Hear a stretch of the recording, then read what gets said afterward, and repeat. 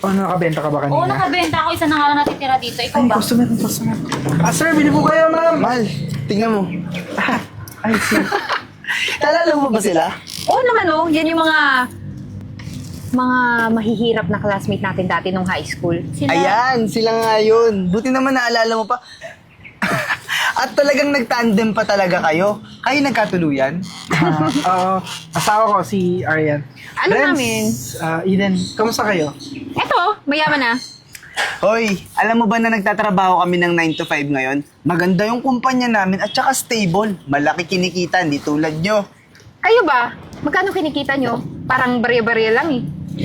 Sapat lang, para alam mo na. Tsaka, maayos din naman yung pangarap namin. Nagsisimula kami ngayon, sarili namin, hawak namin yung oras namin. Umasa kami na lalaki dito. Baka gusto nyo tikman. Ano ba yung tinitinda nyo? Puto bumbong. Hello? Sino bibili sa panahon yan ngayon? Ngayon kasi, yung mga tao pumupunta na diretso sa mall. Hindi sa mga ganitong lugar. Tignan nyo, ang baho-baho pa ng lugar nyo. Sinong bibili kaya At dito? saka puto bumbong. Lasang pang mahirap naman yung tinitinda nyo. Sa bagay, nung high school nga tayo, kung ano yung tinitinda nyo, nagtitinda rin kayo ng ice candy nun, di ba? Grabe naman kayo. Anong grabe? Marangal naman yung ginagawa namin. Marangal nga. Pero hindi nyo ba iniisip? Wala ba kayong utak? Hanggang kailan kayo aasenso? Ngayon nga sinasabi nyo, yan yung simula nyo sa pangarap nyo. Sa tingin nyo, uusad kayo niyan? Bari-bari lang yung kinikita nyo? Tsaka nung high school, eto lang yung nakagraduate. Di ba hindi ka nakagraduate kasi wala na kayong pera? Hindi.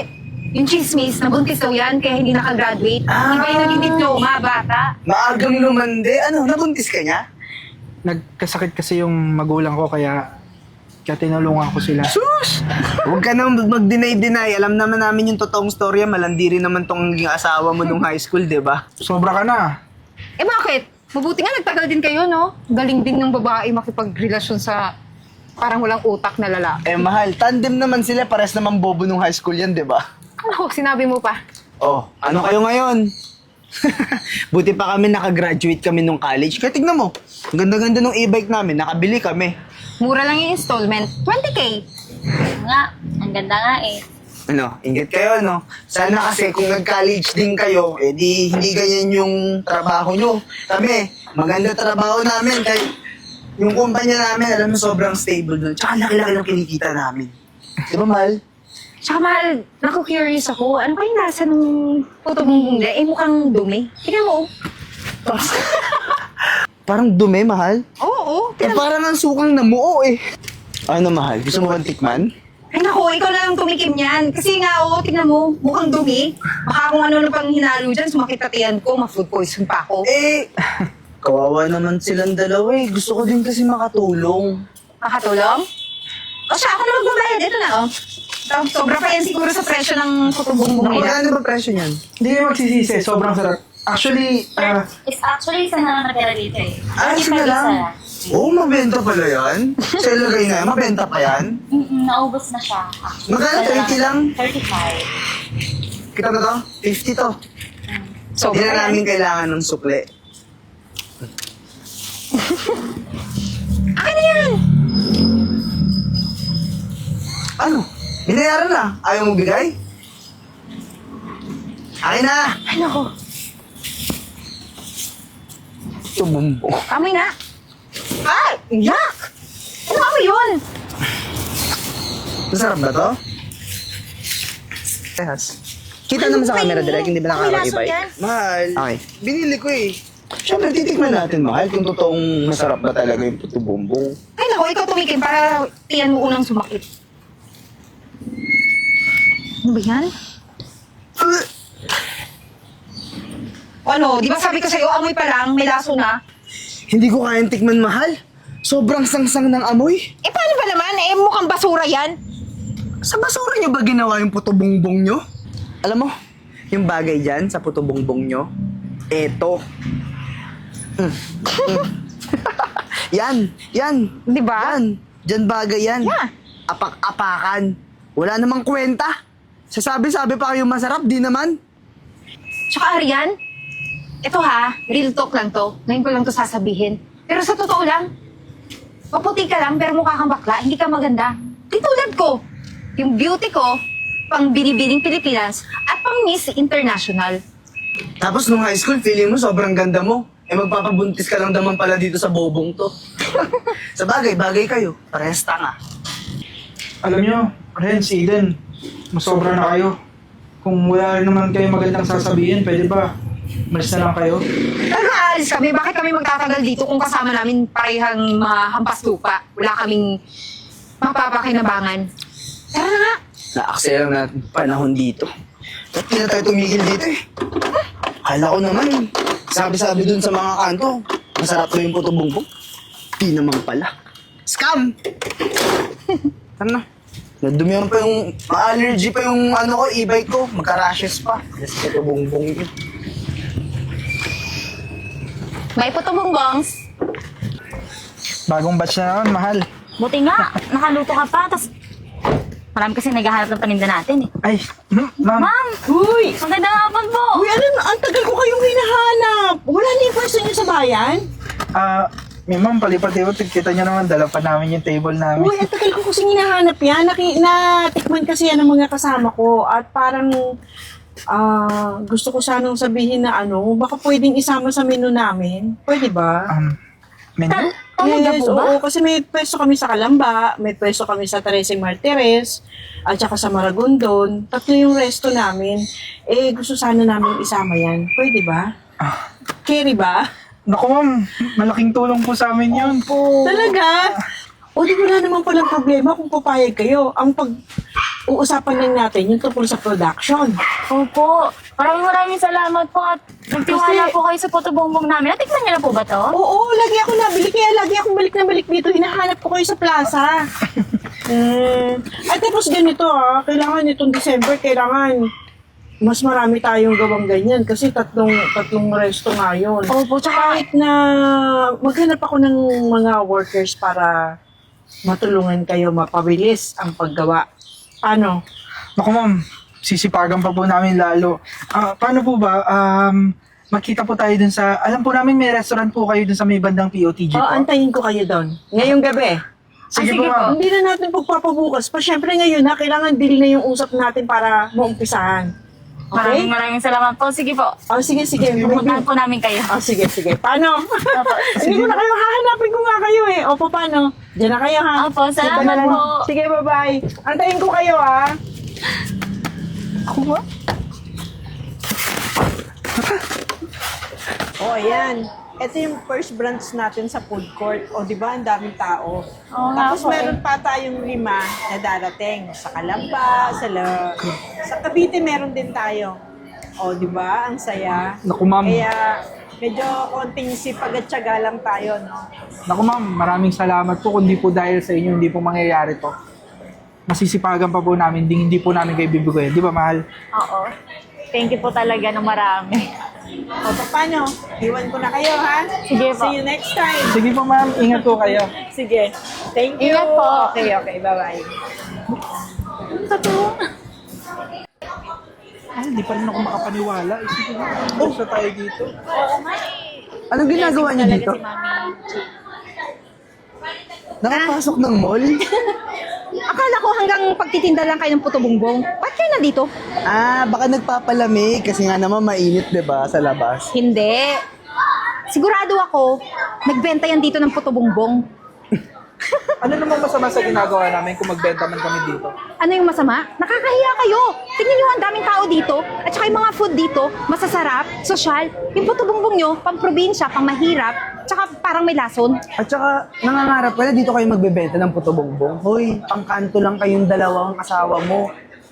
Ano, nagpapalamig kayo? Wala kasi kayong aircon sa bahay. Tsaka wag na kayong mangarap, no? Wag na kayong mangarap, please. Kasi wala na kayong maaabot sa buhay. Kung ako sa inyo, umuwi na lang kayo, maglabada kayo. Ikaw, mga pintero ka. Mahal, sa dami-dami ng tao dito sa mall, ito pa yung makikita natin. Naku, Paano hindi makikita? Kalaki-laki ng ulo ng asawa ni Arian. sa bagay, pumatol nga naman sa malandi di ba? O siya, tara na. Huwag natin sayangin yung oras natin dito, nakakabadli. Dapat din mo na kasi binati yan. Tara na. Grabe naman yung mga taong yun. Sama ng ugali talaga. Kaya mo na yung mahal. Mahalaga tong araw na to para sa atin. Yun ang pag-aksaya ng oras yung mga yun. Kaya nga eh. Laking blessings talaga nito, no? Buti na lang dumating si Miss Gina. Kaya, makakarama rin yung mga yun. Laki-laki ng bungangan ng babae na. Yung lalaki, kala mo naman gwapo, ang laki-laki ng mata. Ang itim pa. Kala mo binaghilod. Oo lang. O ano na? Ako ni Susi. Sir, baka naman pwede nating pag-usapan to. Ano pag-usapan? 3 months ako tinaguan. 3 months ako di binayaran. So, ano to? Balik na sa akin. Sir, babayaran naman namin kayo. Nawalan lang kami ng trabaho ngayon. Mag-a-apply na kami. Okay mo, mag-a-apply pa lang kayo. Pero- O di lalo di kayo makabayad. Hindi sir, pag nagkaroon na kami ng trabaho, yung mga utang namin sa 3 months, dudublihin namin yung times 2. Ay, di na ako naniniwala. Alam namin yung dahilan. Ibigay niyo na sa akin yung susi kung di magkakabaranggayan tayo. Akin na. Ito na nga lang yung ginagamit namin pang apply. Wala akong pakialam. Ang linaw ng usapan natin. Akin na. Akin yung susi. Ito. Pitawan mo. Visit tayo.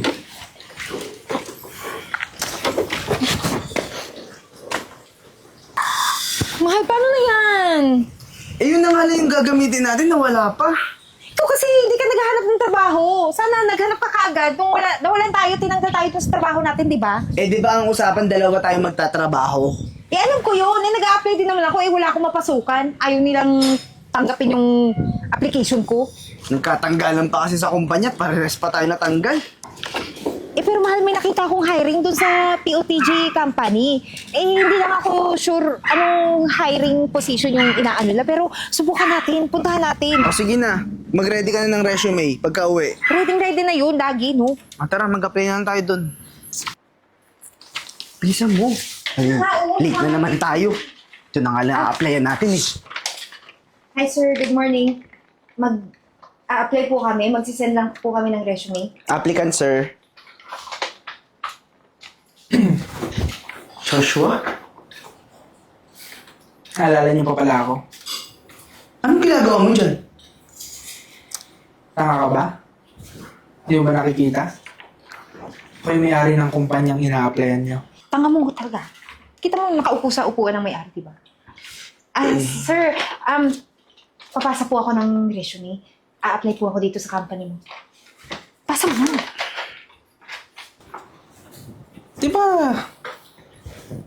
Di ba stable yung company niyo dati? Niyayabang niyo pa sa akin na pag may 9 to 5 kayo, secured yung buhay niyo. Tama ba? Josh, di naman namin kasi alam na malulugi yung kumpanya at isa kami sa mga matatanggal eh. Kaya dito kami nag-apply kasi nakita namin yung paskil sa labas na hiring kayo. Tsaka, di ba, classmates naman tayo. Classmates. Baka nakakalimutan niyo, may isa pa tayong classmates dati na nilait-lait niyo rin. Aryan?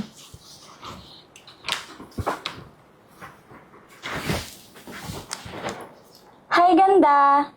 Diba sabi mo dati, hindi ako maganda, maputi lang ako.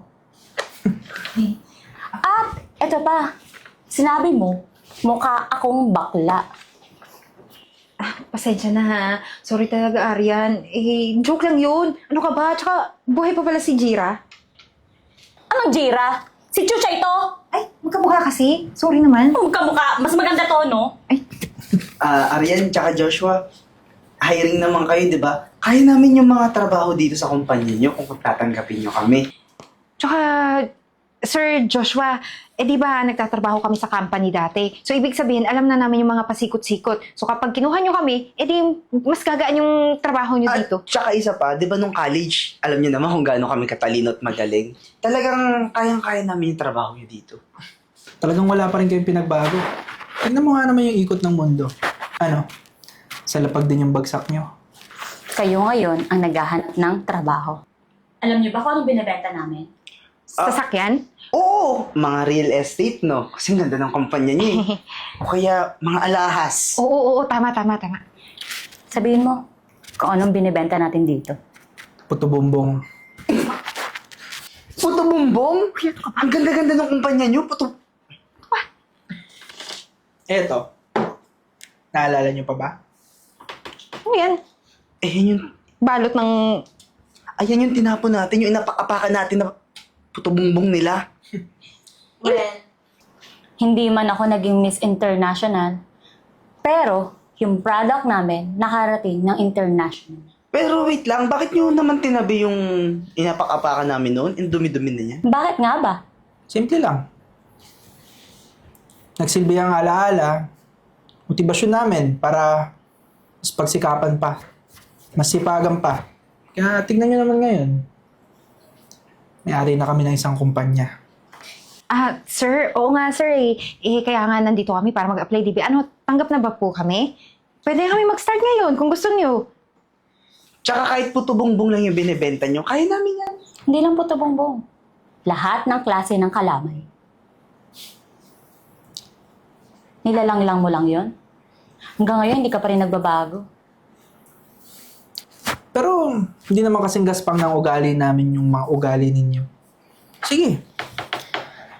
Tatanggapin namin kayo. Pero magsisimula kayo sa ibaba. Ibaba. Ground floor? Tanga, basement. Sige sir, basement kami. Start. Hindi. Magsisimula kayo bilang mga taga-tinda ng produkto namin. Ha? Office admin yung mga gusto namin applyan dito sa inyo. Taga-tinda kami. Ano, maglalako kami? Ang init-init. Ano na lang yung pinag-aralan namin, di ba? May karapatan pa ba kayo mamili? Kung ayaw nyo, bukas ang pinto, makakalabas kayo. Ay, hindi. Tatanggapin na namin, sabi niya. Kailangan namin ng trabaho, sir. Kailangan naman ng pera. Sige. Bumalik kayo bukas. Sige, thank you. Thank you.